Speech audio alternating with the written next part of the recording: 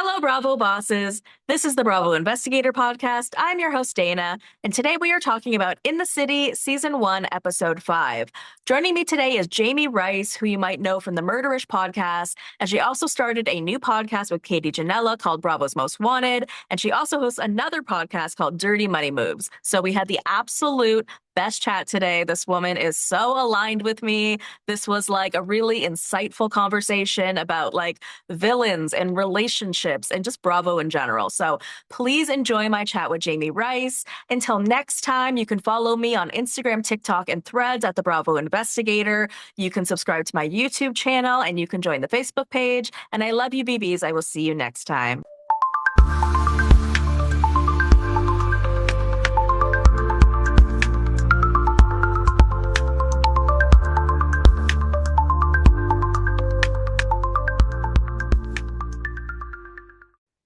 Jami Rice, welcome to the Bravo Investigator podcast.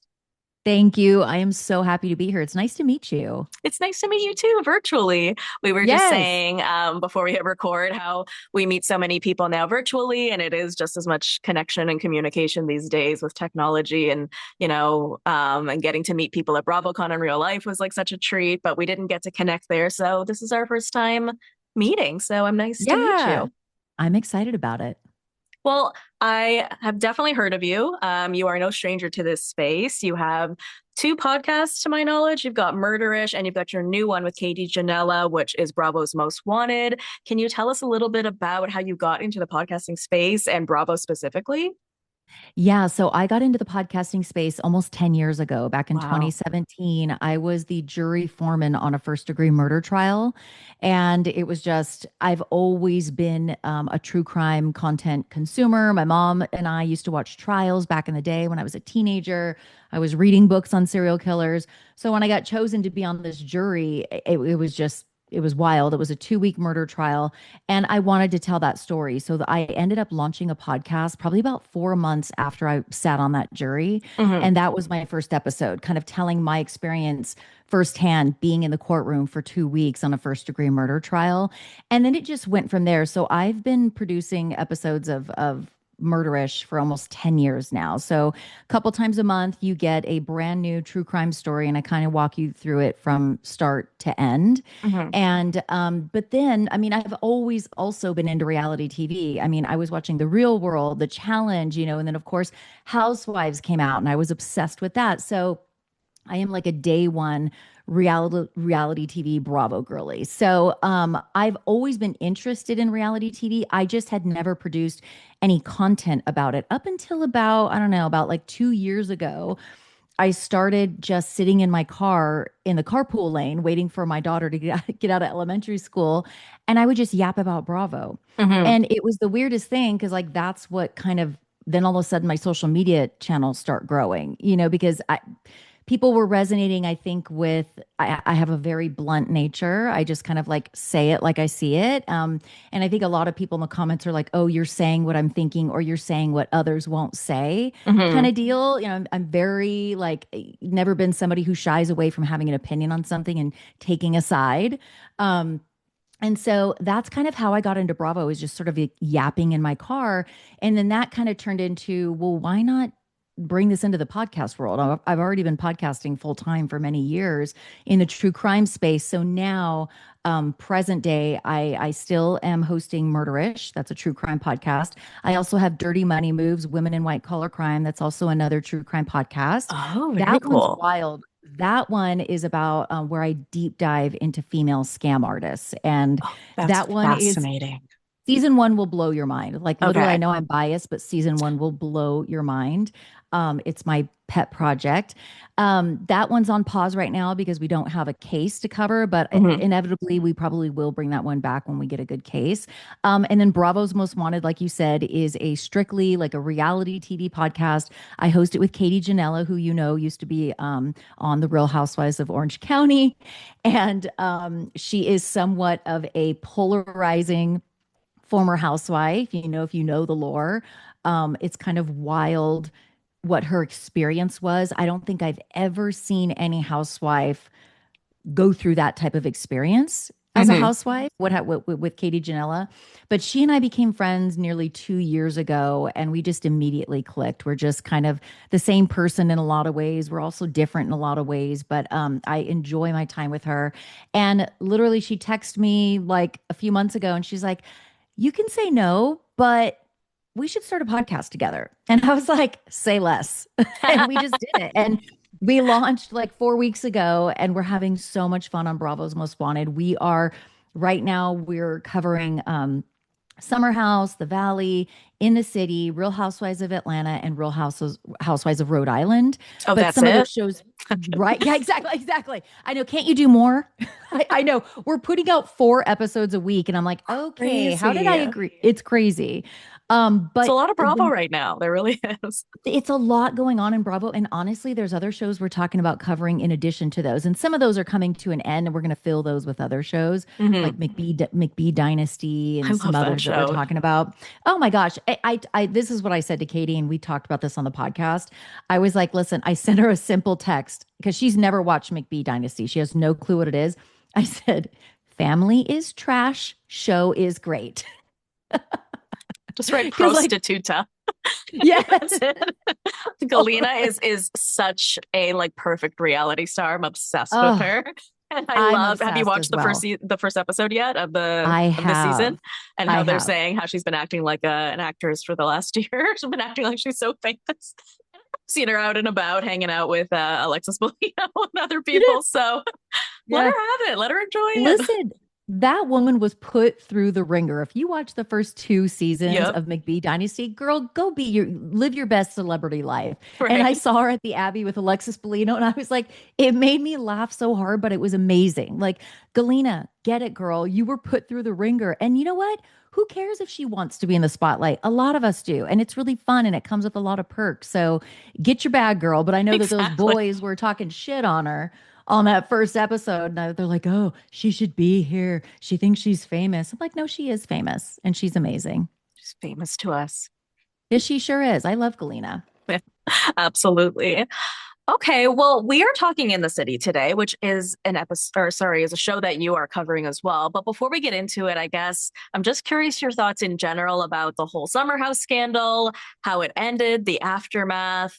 I mean, I'm sure you've been thinking about this night and day for months, like I have. What is your like thesis on this? I'm just really Yeah. curious. Oh gosh. West, in my very strong opinion, is a fraud. Yeah, Is a fraud. He absolutely is not the same person on camera as he is in real life. And I don't like the way he moves. I don't respect it. He is a known liar. He's a known cheater. He's a known I don't like that you're in a relationship with Miha and you fully admit that you led her to believe that this was exclusive, yet you were out philandering out. No, I find that to be very vile behavior. And when somebody, I know this sounds cheesy, but like it's been, Maya Angelou, love her. It's like when somebody shows you who they are, believe them. West has shown us so much evidence as to who he is, and ain't a bit of it good, in my opinion. And he is an entire walking and talking red flag. I also don't respect that he never has anything to say when he's being held accountable, right? Yeah, exactly. yeah, that's valid. Yeah, no, and I just want to see you and hear you. And he uses all these buzzwords, right, to make it sound good. But dude has a lot to say on his podcast. And Exactly. dude has a lot to say when he's interviewed by other people. And I don't respect that. So that's how I feel about West. Amanda also throws up so many red flags for me as a woman and as a friend. Like the way that she behaved, what struck me most about Amanda at that reunion is it became very, very clear to me she truly does not care what she did to Sierra. I She know. true if she cared and it truly broke her into pieces, we would have seen that in real time. We would have seen the emotional response. We would have seen her look in her friend's eyes and say, I hurt you. I was in the wrong. I deeply, deeply sorry. You don't have to forgive me. I understand if you never do. I'm horrible for what I did and that what I continue to do to this day. and I understand if you never speak to me again, something like that. But instead, we got fuck off, and rolling her eyes and, well, I did it and nobody, I needed somebody to support me. It's like she's to this day. And then the text messages Amanda was sending to Sierra. Again, I'm going to say it again. Like when somebody shows you who they are, believe them. That girl is not a good friend. I would argue she may not be a good person. And I really, truly believe that outside of this West Manda scandal, not a single one of them, neither one of them makes good reality TV. Let's be clear. So if they both, we're hearing that West isn't coming back. If Right. Amanda doesn't come back, I won't be sad either because truthfully, outside of this scandal, they never really brought much to Hmm. begin with. So that is where I stand. Obviously, Team Sierra. And I will just say I need to give Mia her flowers. I am obsessed I with Mia. love her. She's such a perfect fit for this show. And I have She to say, is. on the point of like, they were never really good reality TV, this is something I've been saying for a bit, where statistically or historically, this show has had a really hard time finding good guys for the show. Mm, They've gone through it. They finally thought they like hit the jackpot with Jesse and West. And he was just an average guy. There was nothing so amazing about him. He was just better liked than the rest, right? Like sure. when you date a really shitty guy and then you date another shitty guy, but he's less shitty. So you're like, oh, by default, like he's He's so better, great. right? And that's what Yes. we did with him. We're like, all these shows are about Peter Pan men. None of these shows are about like great guys, but we're like, ooh, No. he's better than the rest. Or, he's trying to show up politically a little bit. And we're like, oh, okay, we're leaning into that a bit. And Hmm. when you will look past it, and it really puts us in perspective, which we always talk about, that we don't really know these people. We get these 15 minutes with them. We base an entire opinion about their character on that. And we really don't know who they are. But with him, even more so, because even Sierra said, you had a whole life outside of this that we didn't even know.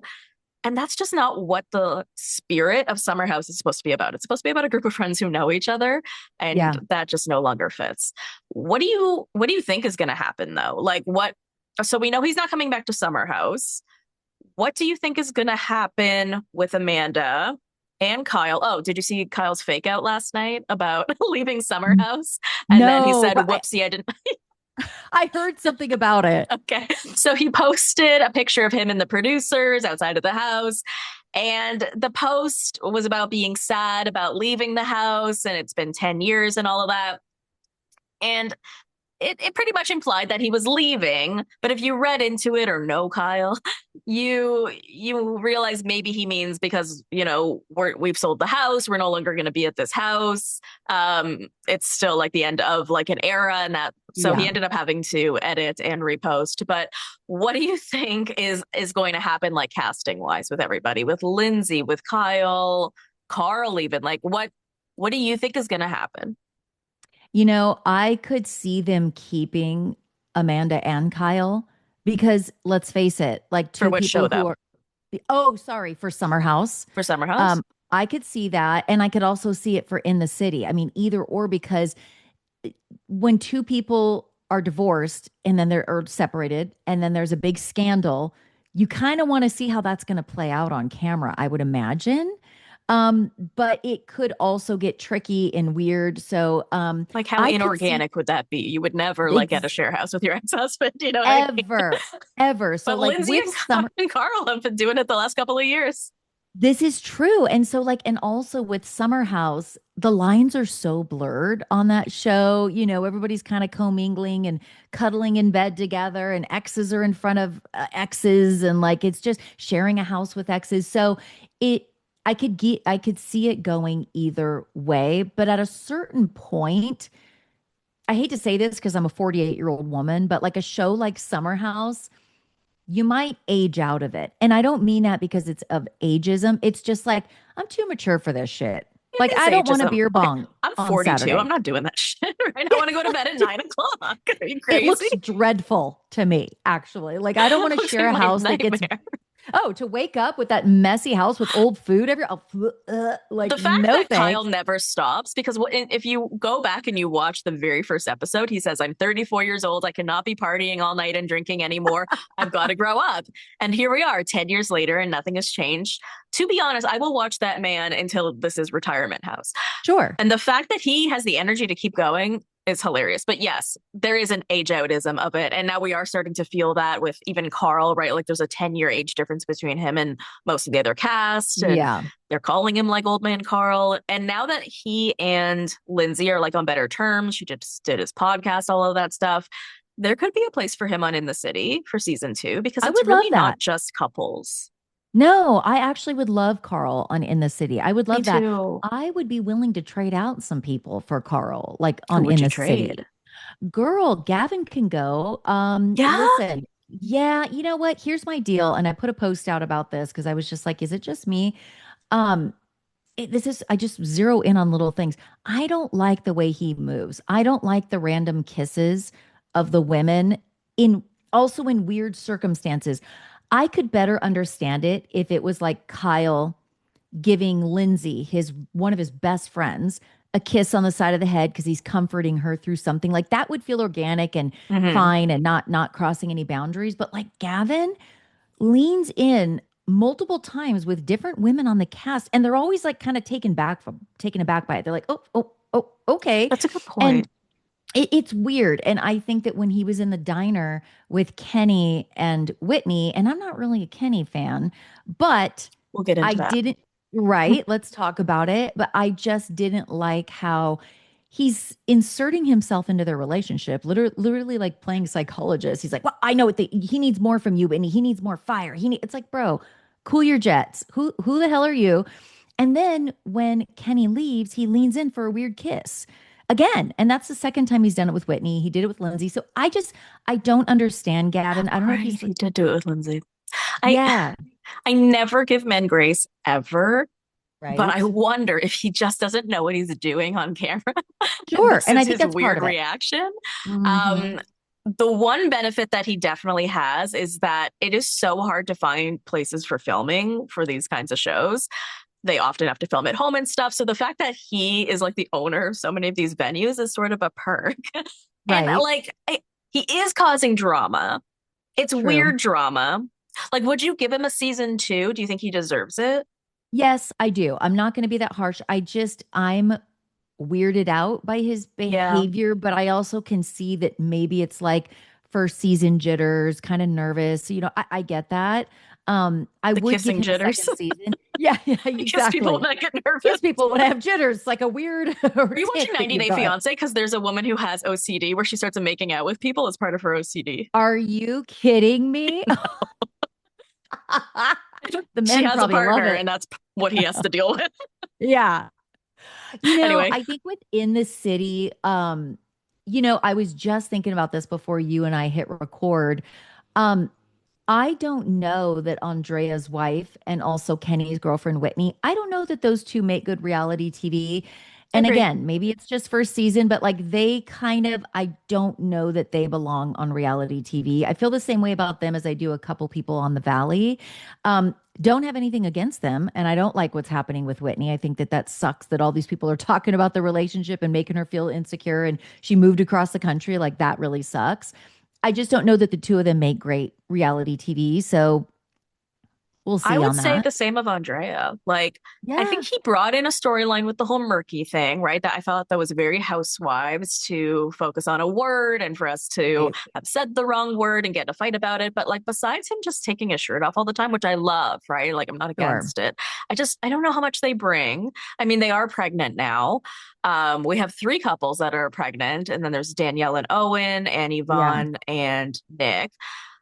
That changes things too. Oh, what's your thoughts on the whole conversation that's coming out right now with should there be like a maternity leave when it comes to these things? Because people are looking at the Valley being like, these women are suffering, and we see these three women who are probably going to probably be in a filming situation at some point during Yeah. having postpartum, probably. Like, who knows? So I don't know. Like, what do you think about that? Okay, I do have a strong opinion on this, and I am a mother of three, and I have grandchildren, and I I don't have kids, fully so I want to know your opinion.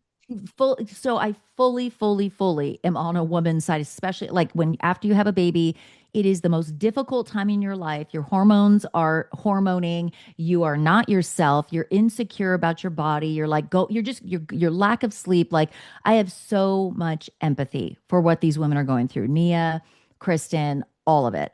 That being said, I don't want to see the babies on a cast trip. I don't. I just it makes for an awkward trip because then you've got Hmm. the singles and the people who don't have kids and they're ready to like have fun and have drinks and like I just am at the stage in my life like I said I'm 48 years old like I want to see adults adulting and I don't want to see couples with lack of sleep and getting pissed off at each other about who's going to change the diaper and then the baby's crying in the background. It's like I'm the kind of person that when I leave my children and go on like an adult trip, the last thing I would want is like I want to be able to like drop an F bomb or be a little spicy or jump in the pool naked. Like I want to do all the like fun adult things and like not have to worry. But then like if a baby's there, I'm going to hold back because I just out of respect, I'm not going to be like dropping an F bomb when a little tiny cute little baby's like right there and I'm not going to be jumping in the pool naked with a cute little. So it makes for an awkward watch when you watch The Valley.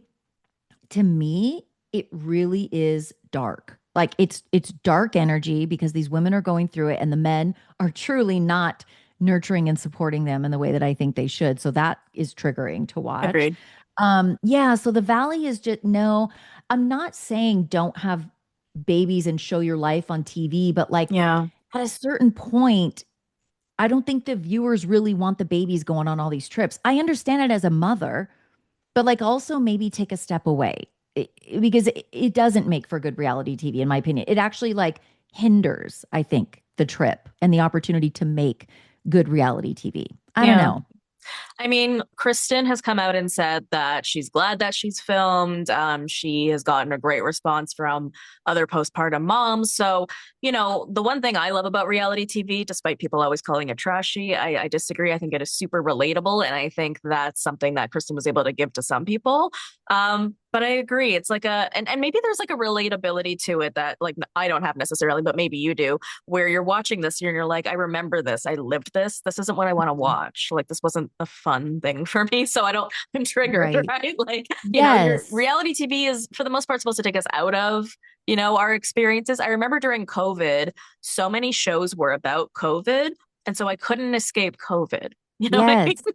Yes. Makes I want to sense. watch it about something else. Like I wish there was like a Love Island non-COVID season, something like that had Yeah, it's like existed. an escapism. And Yeah, here's the thing, I'm not saying that people like Nia and Kristen shouldn't be on reality TV. Be on reality TV and show your life. It's just that when it comes to adult trips and you're bringing the baby and it's an awkward, uncomfortable watch to yeah, see what's going on and it kind of like kills the dynamic and that sucks because she's a new mom and of course she wants to bring her baby everywhere. I respect that. yeah, I'm not saying like leave your baby behind just for filming. I'm just saying like strictly taking everything out of it, feelings out of it as a mom and how I feel empathy toward her and I've been through it. I understand. As a viewer, when you see these adult trips, it just like they're in Mexico, on the valley, and it's like that was a snooze fest and of a birthday. It just because Luke and Kristen are at each other's throats, and then everybody feels the energy, and the babies are there, and then the anxiety is there, and like I just don't, no one's I don't partying, no enjoy one's it. drinking, no one's having fun. Yeah, The yeah. Valley, not fun. Not fun. The valley's pretty dark. Valley's pretty dark. I will say this season. Well, let's talk in the city. Sure.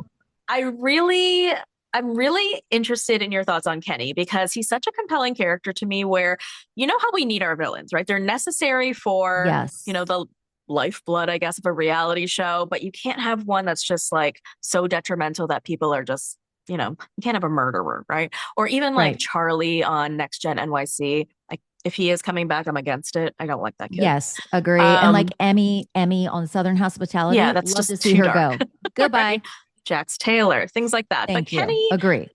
I just think again, sort of like with Gavin, he's just figuring himself out, right? Like I actually went and checked his Instagram. Not that this matters that much, but he has 6,000 followers, right? I'm noticing that he's really into what's going on online and commenting on things. And I think he's just not used to having his life picked apart, which is what Sure. reality TV sometimes entails. And he's getting Yeah. defensive, which I think is sort of normal, right?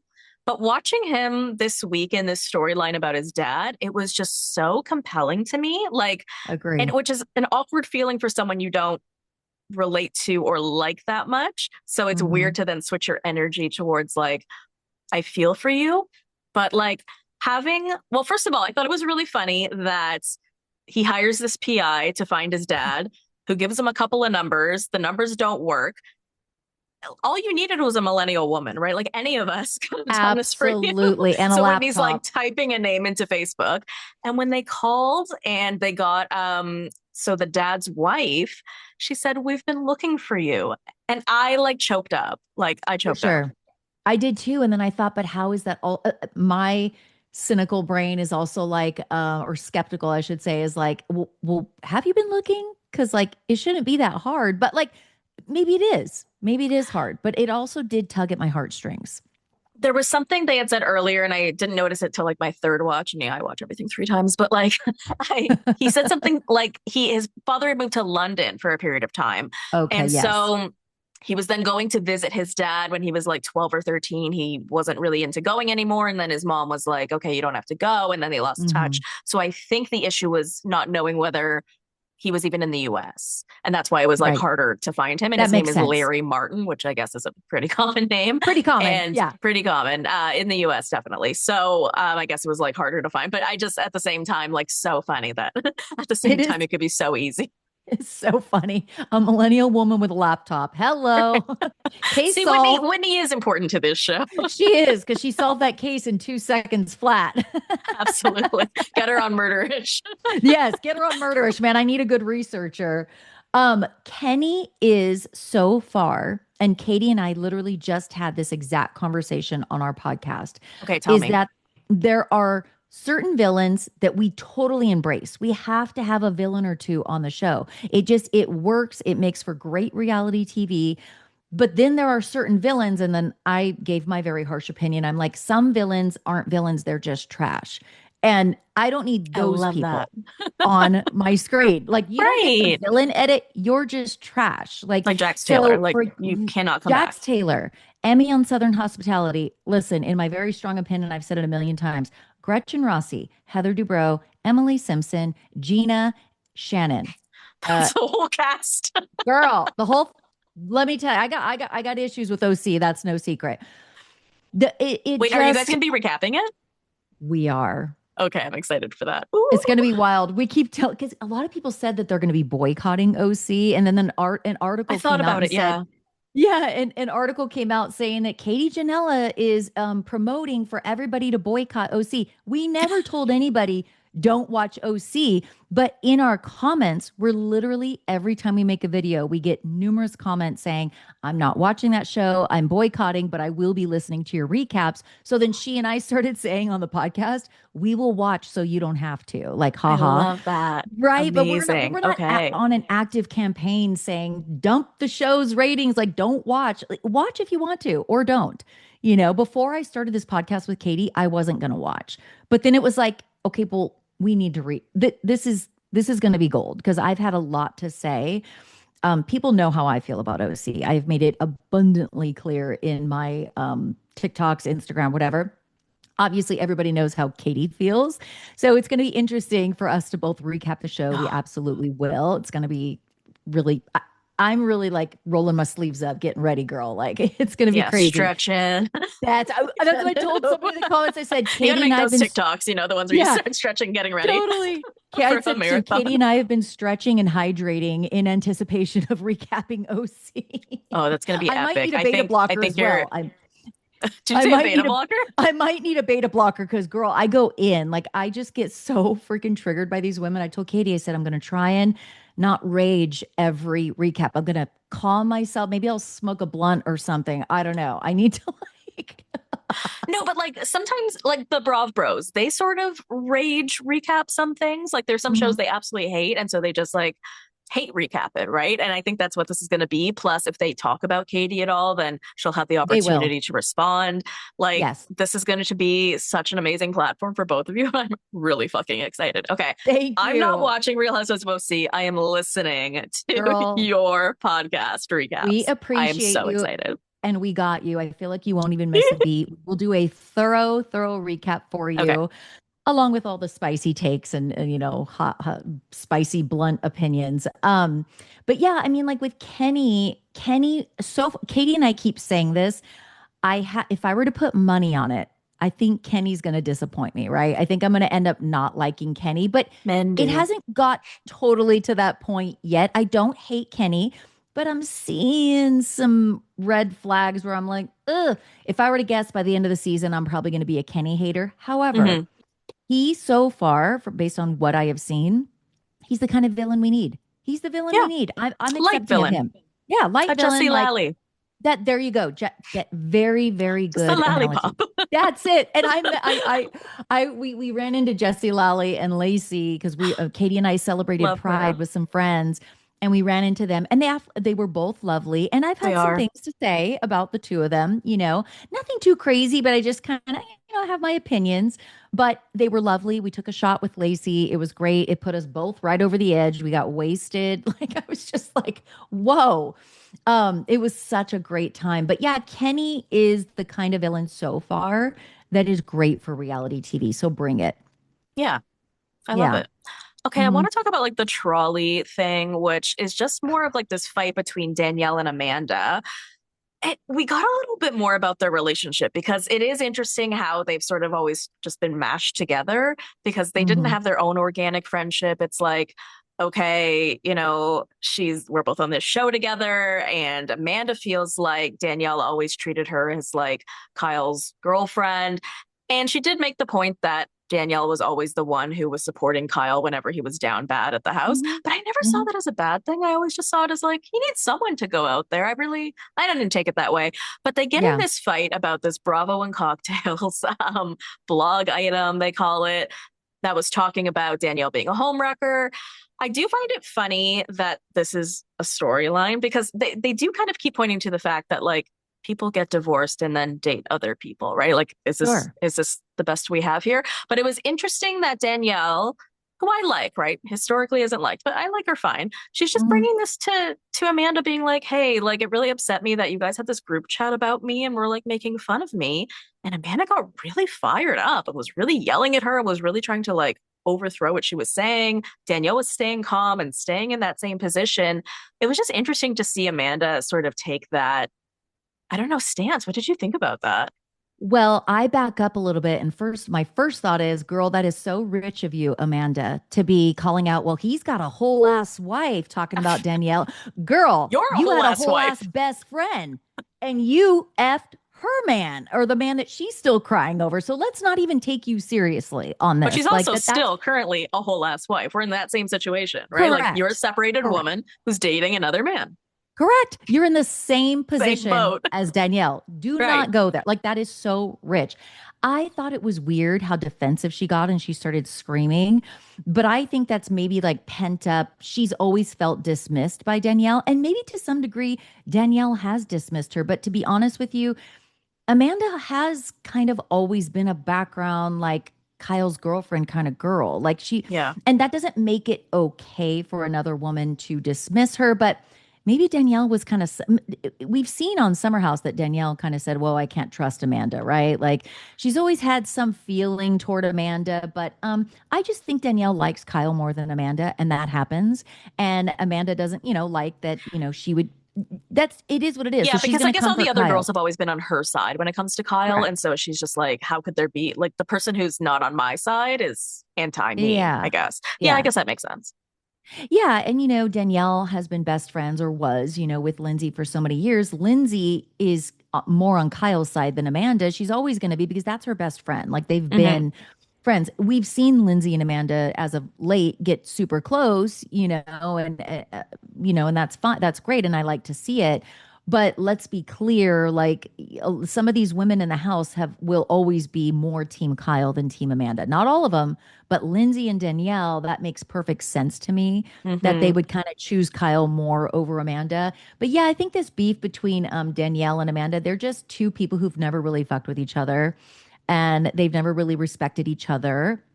And Amanda was gossiping about her relationship in a text message thread. Like, you can't get away. It doesn't matter who sent it. I You weren't know. being snarky about it. Like, if you think about it, like, it's not like you probably already have a group chat with these two people. These are your best friend couple, right? Like Katie and Matt, which it's hilarious how much this Katie DeLuca person is mentioned for the amount of Oh my screen time she gosh. has gotten to this show. Yes. But like, out of the mouth of babes is literally Katie DeLuca. You know what I mean? At this point. Dude, so true. Anyway, but like, yeah, you are making fun of it. You're not just like, oh, wow, look what just came out. And it's a separate chat, right? So you guys are talking shit about her. But I've always felt that Danielle has been always this like, I don't know, when I was in high school, there was always like a loser of every group. That's just how the clique True. sort of worked. And she to Facts. me is the loser of the group, the one that's I always agree. shit on. And she's just kind of taken it for years. But like, this is just another example of that to me, right? But Mhm. in Danielle's perspective, she thinks she's better friends with these people than that. It was also interesting to have Amanda just sort of blame this all on Katie DeLuca because it's like, this girl is the last standing friend that you have at this point, to Girl, my please don't knowledge, rock the right? boat with that one. Please do not rock the boat with Katie DeLuca, girl, because you are hanging on by a thread. Crazy. That's such a good Uh, point. And the whole homewrecker thing, like when Danielle explained it, like it's so upsetting. Like I can completely understand, right? Like the stereotypes that come along with it as being a Latina woman.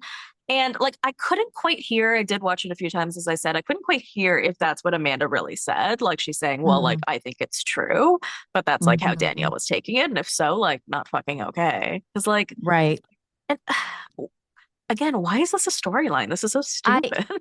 You Like, know, it is so stupid. It's like, it's just the thought of a woman potentially being a home wrecker. Like, ooh, let's make a story out of that. I also find it so interesting that like we always focus on the woman as being the problem. If in fact Danielle was a home wrecker, which I don't think she is in this situation, but also that, what about her boyfriend? Like, what about her yeah, man? she Like, didn't like give any vows, right? Like yeah, that's she what I'm didn't saying. He's a she's not married in a man. So like, relationship, but right? let's just call her the home wrecker. Like, I just hate that women always get that edit. That's gross. And that other women participate in that. And absolutely, like I've been divorced before. And when I met my current husband and I have been together for many years. But when we met, I was still married. It was a year after I separated from my husband. We were still married because it's paperwork takes forever and there's all kinds of court, whatever. And it's like, we don't need to explain ourselves. We both made an agreement. We are separated. We are not getting back together. We are dating other people. We're allowed to, like, we are living two separate lives. And I just think that's so weird to be like, but you're a homewrecker. It's like, Amanda, come on. Come Yeah, on. exactly. You're Like a friendship wrecker. not that I ever want to give Bethany any props, but seriously, like didn't her divorce take like 7 years or something like that? Seven Yes. or 10 Yes. years, something insane. And so what? She's not supposed to date for a decade? Like, and Yeah, isn't that that's the point that Amanda ridiculous. made at the reunion? So I'm supposed to be She did. celibate then, Sierra? Yes. Yeah. No, you're not. But like that's just, oh my gosh, that whole thing. I was so like angry watching that reunion and how combative Amanda was. It made it so clear that she's only worried about her narrative, how her edit, the things that are happening to her, her mental health. Like she truly did not act like she gave a shit what Sierra has been put through Yeah. multiple times. Because let's not forget the first time that Sierra messed around with Austin and then West, and then they played in her face. And then she got a lot of heat as a Black woman from her own community and those outside of her own community. And then she went back to West, and like then he played in her face a second time in collusion, with her best friend. So it's like, let's really focus on what's happening to Sierra here. Like, Amanda, you will be fine. You did this. Like, you made your bed. It just made it so clear how emotionally selfish Amanda is. And West is just, bro, that's a fraud. That's a fraud. Ladies, beware. For me, the final straw was the aftermath because you had Lindsay push two more times. But what about Sierra? But why That's didn't it. you put a stop to it then? Right? Like she kept asking, and there wasn't even a flinch in her as to like, I was just being selfish. And to me, it puts perspective on that last episode of Summer House where she reaches out her hand and she's like, it was nice working with you. We all thought that Weird. was a joke. It wasn't. You meant that. Yeah. Because, but I was saying this to, I don't want to be too repetitive, but I was saying this on my podcast the other day. It was just like, it really feels like for Sierra, this was a real friendship. For Amanda, it wasn't. And can you imagine finding out that like No. someone you're so close to isn't? And then it makes you question everyone around you. You start to go fucking nuts, right? Like, oh, actually, Yes. didn't Sheena talk about that? She was like, can this person do this to me? Can this person do this to me? Because like you cannot fathom that your closest friend would do X. And then when they do, it makes you question everyone around you. I guess anyone can do this to me. And this is gonna fuck with her for a really long time. No opportunity Yeah. is going to erase that. No, no. And like, obviously, we love to see Sierra thriving, and she is absolutely Absolutely. thriving professionally. However, like we have to remember, like just like you said, she has been put through the ringer by people she considered the closest to her in the world. Like she Mhm. truly, and let's be so clear, Sierra was nothing but a ride or die best friend to Amanda. Like that girl always at every turn showed up for Amanda, had Amanda's back, was there for her, nurtured her, gassed her up, did all the things.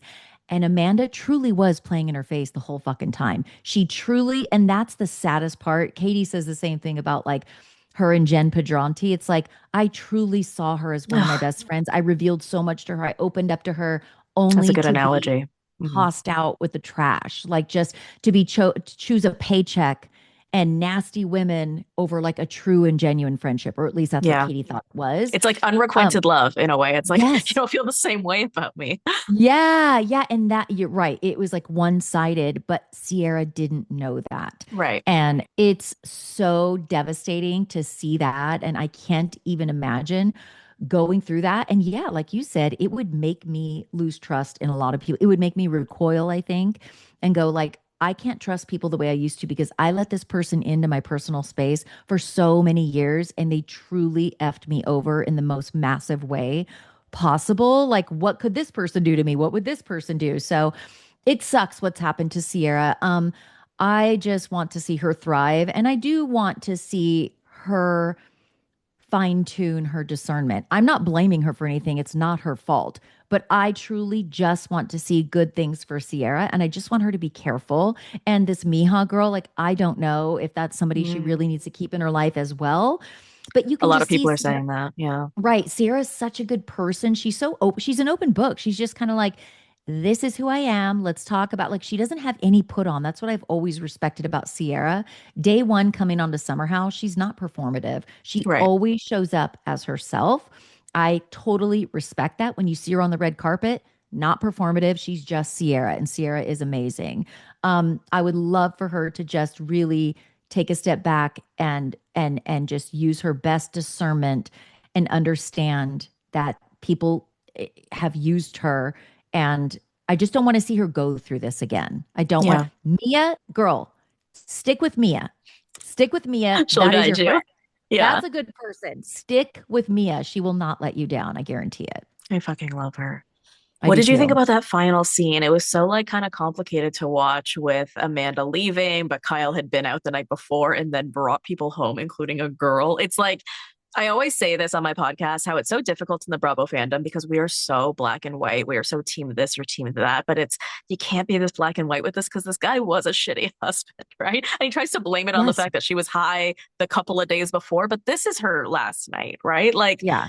Stop yeah, I'm just deflecting. so curious what you think about that Yeah, I always say two things can be true. And I always find it fascinating that we all were like mostly Team Amanda, right? Before this scandal came before out. We're like, this. Yeah. that is not a good, Kyle's not a good partner. He is being verbally abusive toward her. He is going out and not respecting her. He is throwing things around in the house and having anger issues and toddler tantrums. Like he was not a good partner to Amanda. That is a fact. Like Right. that's a fact.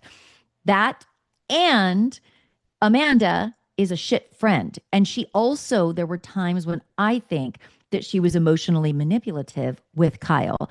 And I could also see that he was carrying the financial load of them as a family. And it didn't seem like she was really doing much. And his company was failing. He picked up DJing. And I understand that DJing isn't the ideal income stream for Amanda and the lifestyle she wants to live. At the Sure. same time, though, it's paying the bills. Yeah. If you're not going to And it pay the pays a bills, lot and Amanda, it's easy work for it like pays 2 a hours lot of and it's work.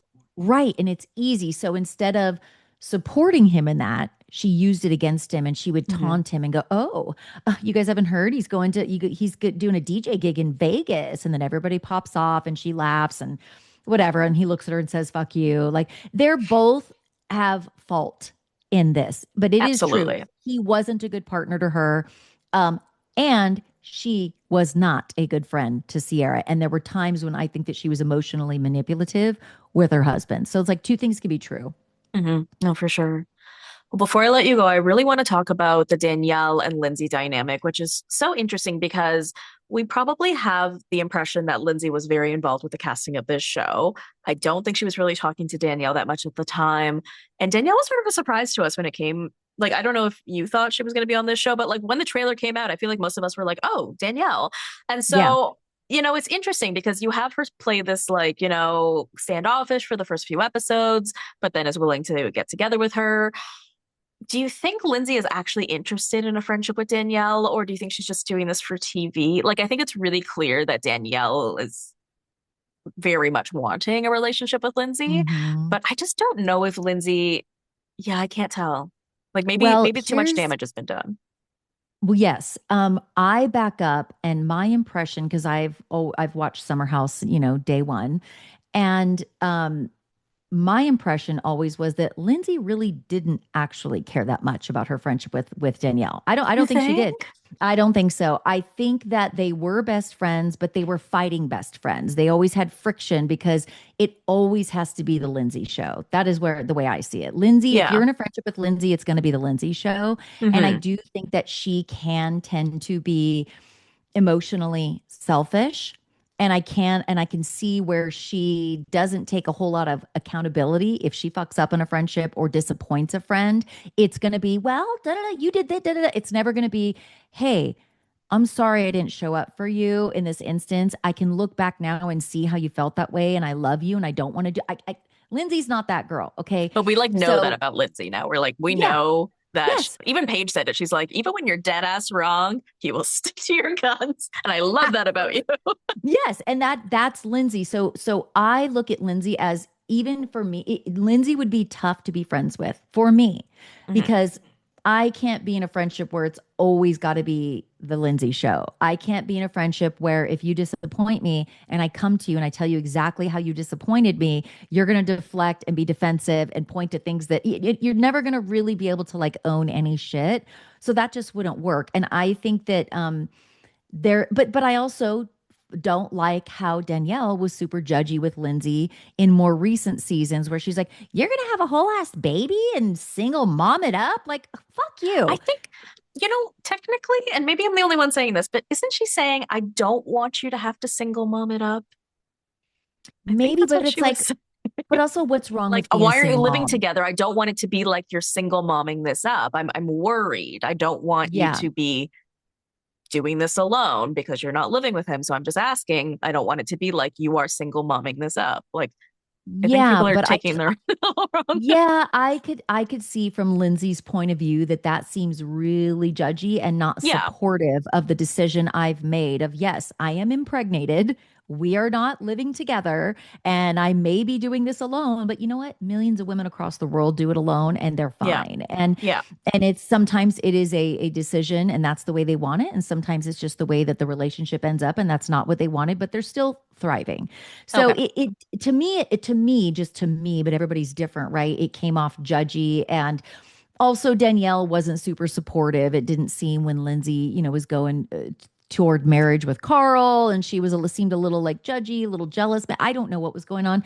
So I could see fault on both of their parts. So I just think they're two different people, and always them being in a friendship is gonna, I think, have some friction. So but like as an A1 day one watcher, do you not feel like Danielle has always been this way, just very blunt with Lindsay, being like, you're the problem in this relationship. You're this way. So for me, when it came to season seven and Carl, that relationship, she was just doing what she always did. She was being blunt and she was like, yeah, of course you guys are moving too fast. And to me, she seems so taken aback by Lindsay's reaction because she's always like that with Lindsay. And I mhm. guess it was different with Carl because, this is the person I'm going to marry and I'm Yeah, not going to accept that. And now this is about like yeah. my baby and I'm not going to accept that. But technically, I think Danielle is just Danielleing and she's always been that way. Just one day, Lindsay decided, I don't like that anymore. And I or decided understand to that voice she doesn't actually. like that anymore, which is You fine. know, right. And I understand that. And I think you are valid in saying that this is how Danielle's always been. I do think that Danielle's behavior as a friend has been consistent throughout the years. That being said, it doesn't mean that Lindsay always liked it. And maybe she got to her boiling point. I've been in a Yeah. friendship before. We were thick as thieves. We were Danielle and Lindsay. We did everything together, sporadic trips to Vegas to party and come home. Like we did all the things. But in the background, this particular friend was also kind of judgy, kind of like hater in the background a little bit on things that were happening in my life that I thought were good. She kind of always found the bad in it. So it was a little bit like, are you a little jealous? Are you a little like, I need a friend that's like going to be happy for my wins? And it got to a point where I just exploded one day. I was like, I'm done. I'm done. I'm out. I realized that true friends show up and they are actually happy for your wins. When you buy a house, they don't say, oh, you know what? Yeah, it's cute. I just would never do a tract home. That kind of thing. Like, it's Right. like, no, but I bought a home. Just be Right. happy for me. Just say Don't tell me. congratulations. Yeah. Yeah, like that's just kind of hater. And that, so I can understand that that's the way my friend always was. And I did Hmm. accept it for a long time until I couldn't and wouldn't anymore. That's Maybe totally that's fair. what happened with Lindsay and Danielle. I don't know, but that could be. Yeah, that's totally fair. I've been in that situation too, but it was more of like a circumstance where it was like the person's personality was just getting to me, and it's not the kind Right. of thing that you can bring up. So I let it fester and fester and fester to the point where if she breathed near me, or like I wanted to punch her in the face, right? And You got I the blame severe myself for that ick. because yeah, in a way, and I blame myself for that because I really try to, if I have an issue with someone, to try to talk to them about it in the moment if I can. But I can totally appreciate where you change as a person over time too, and something that you may accept when you're younger may not be something you accept when you're a little bit older or just over time, like people Right. change, what you want changes, what you could tolerate changes. So I think that's totally Hmm. fair. Yeah. Jami Rice, it was so amazing having you here today. This was such a great chat. Can you tell the people where they can find you and listen to you and check out everything you have going on? Yes, thank you for having me on, Dana. It's been so much fun.